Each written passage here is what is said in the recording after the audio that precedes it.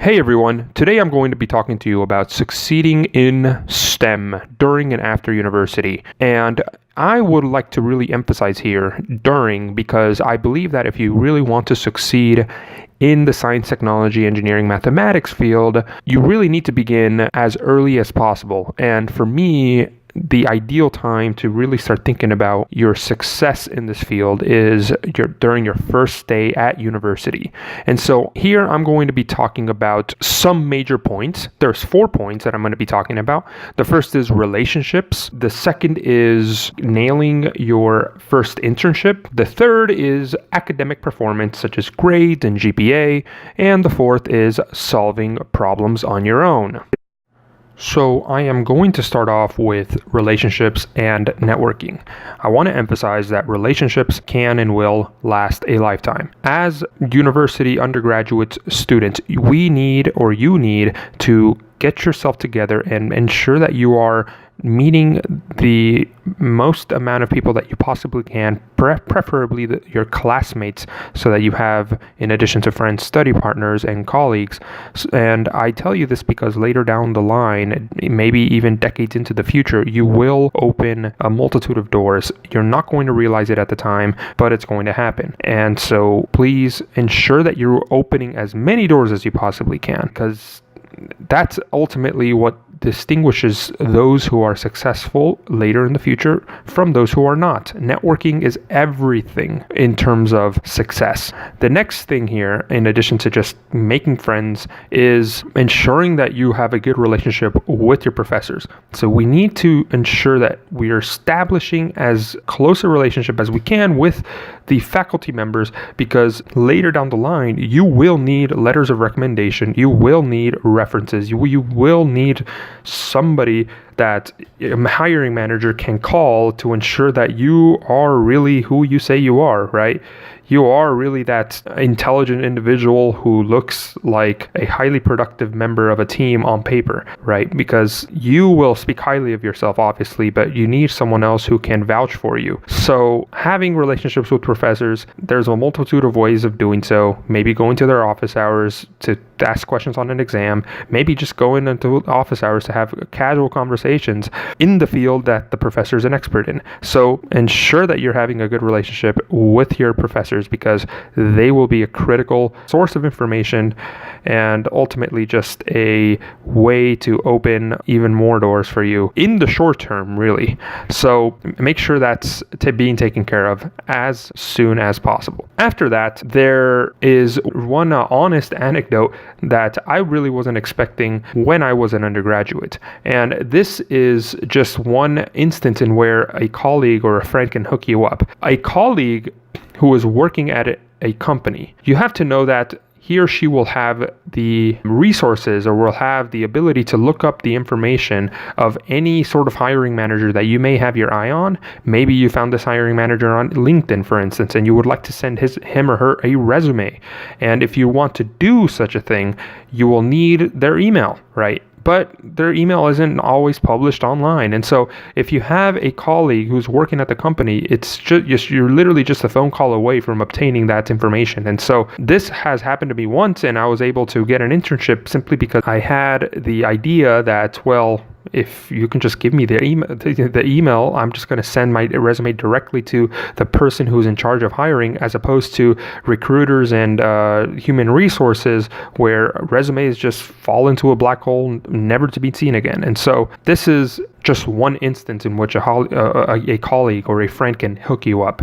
Another instance in which they can hook you up is maybe a decade down the line, that colleague or that friend will be the hiring manager. And so at that point, it becomes obvious how to get yourself an opportunity, a potential opportunity. You're really just a phone call away, and you can just get them a coffee or something, and perhaps they can open a door for you somewhere. But the story is that if you have connections, whether or not you're going to be looking for a job in the future, they're going to be a critical source of information, a critical source of opportunity, and they are invaluable. And these connections really, in many ways, begin during your undergraduate years. And so I highly recommend that you exploit that opportunity to open as many doors for yourself as possible, because you never know what's going to lie ahead. There's also the obvious advantage in having study partners, right? So having those connections, it will really help you get through some of the toughest times in university, right? Sometimes you're going to have to pull all-nighters, sometimes you're going to have to cram for an exam.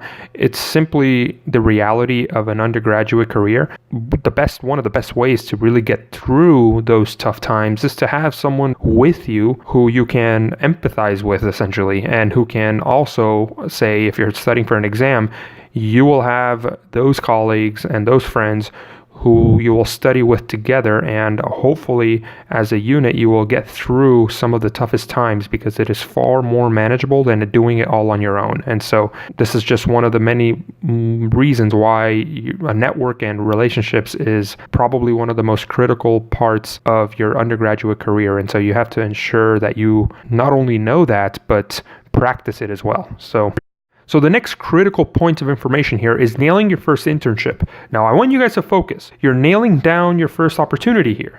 After this, the rate of opportunities will be exponential. And so an internship is arguably one of the most important aspects of the university experience, so do not miss it. There are a multitude of ways to obtain an internship, but I can go over those, but ideally it is far more productive for you to kind of speak to those who have already gotten an internship at your institution or university and learn as much as possible so that you can also be one of them, right?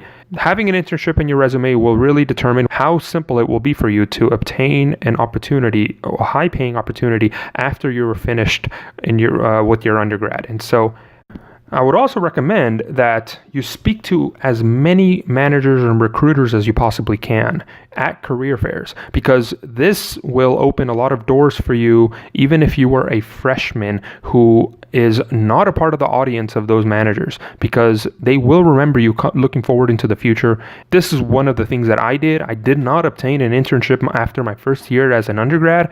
However, in the future, I do recall vividly that one of the hiring managers was like, "Oh, hey, what's up? I remember you from last year, et cetera, et cetera." And that's sort of the connection, even if it's a small one, that you want to build at a career fair, because these same managers and recruiters are often called year by year to go to the same institution, and so it really works to your advantage to get to know them. I would also recommend everybody to consider the alternatives, right? It isn't just internships, right? You do have, for example, REUs, which is research experience for undergraduates. I believe they're for U.S. citizens, but I may be wrong, but look it up. REUs is a fantastic opportunity to put something powerful on your resume that can open doors for you in the future. The second is working with a professor, perhaps at a laboratory over the summer, right? Or also work on a well-defined project of some sort. The bottom line is that you have to do something technical and productive during the summer that looks good on a resume. And I emphasize technical and productive, something that's relevant to the field that you're studying. Do something over the summer. Do not just hang around, or I wouldn't even recommend taking a class over the summer if that's all you're doing, right? Maybe a class is fine if you're doing an internship on the side or something like that, but do something productive over the summer. Anything that you can add to your resume that is complementary to the technical field in which you will be searching for jobs for in the future. So make sure that your summer is as productive as possible. And if you do all of this, you will realize that the rate of opportunities will just be exponential. The more opportunities that you get, the more things you do, the more experience that you gather, the higher the opportunities. And you should trust me on this. This is simply how the world works. You have fierce competition oftentimes in a pool of applicants, and it's simply those who will have the most experience that will be put at the top. And it's really that simple. So those of you who are a freshman, you're in luck. You get to really apply all of these tips as early as possible. But once again, it really is never too late. Get those opportunities as fast as you possibly can, even if it means working on a project on your own, so that you can just beef up your resume and catch the eye of the hiring managers so that you can get that first opportunity. The third major point is academic performance, such as grades and GPA. And this is especially important for those of you who are freshmen, maybe sophomores at university. you have to understand that if you have not gotten an internship yet, some companies are happy to hire those who have no internship experience, such as freshmen, for instance. They're happy to do that. However, you have to understand that they don't have much to go off of other than perhaps maybe clubs and societies, for instance. If you don't have any opportunities, one of the few credentials that you have behind you are your grades. It's your GPA. So what is your GPA? So this is one of the reasons why, at least in the beginning, having a really good grades is absolutely critical, because that will immediately set you apart from everyone else who doesn't have as good as a GPA as you do. And I really, this is especially important, those who are freshmen out there, you're really taking relatively simple classes compared to what you were going to be taking your junior year and your senior year. So ensure that you're getting the best grades possible and in the very beginning, because I think that that's going to open that very first opportunity that's going to be at the top of your experience list on your resume. So ensure that you get those best grades, and afterwards, once you have some work experience, perhaps they're not going to be so important. Someone who has 2 internship experience with a 3.0 GPA will get hired before someone who has a 3.9 GPA with 0 internship experience. So afterward, work becomes sort of the most critical component of a resume. Grades become less and less important. But from the very beginning, ensure that you have excellent academic performance, because it will be ever more easier for you to obtain that very first internship opportunity, which I have already said is perhaps one of the most important opportunities that you will obtain throughout your undergraduate career. And that really does begin with academic performance, in my opinion. The next critical point is solving problems on your own. And I say on your own because you're going to have plenty of teamwork experience. I'm here to emphasize that you should have the ability to encounter a well-defined problem, such as it could be a textbook problem, it could be a well-defined project, but you have to ensure that you can solve it on your own, because in industry or in graduate school or wherever you end up, you will have a situation where there's a difficult problem in front of you and it is up to you to solve it. Maybe it's a smaller scale problem that's a part of a grander project, but whatever it is, you're going to need to have to solve problems on your own, and having that ability will not only boost your confidence in yourself and in your ability, but it's going to make your life far easier. You're going to be able to climb any sort of hierarchy that you're a part of, and you're going to become an invaluable team player as well. So ensure that you have mastered the arts of solving problems on your own, and that's the best way of doing that really is to just have as much practice in doing so as possible. So have that ability, and with this major point, along with the other 3, relationships and networking, grades and academic performance, nailing your first internship, you will guarantee a highly successful future to yourself. I hope you guys enjoyed this video. Please leave some comments down below if you have any other ideas that you wish for me to go over in much greater detail. Hit the like and subscribe button if you're interested in this subject, and I will see you guys in the next video.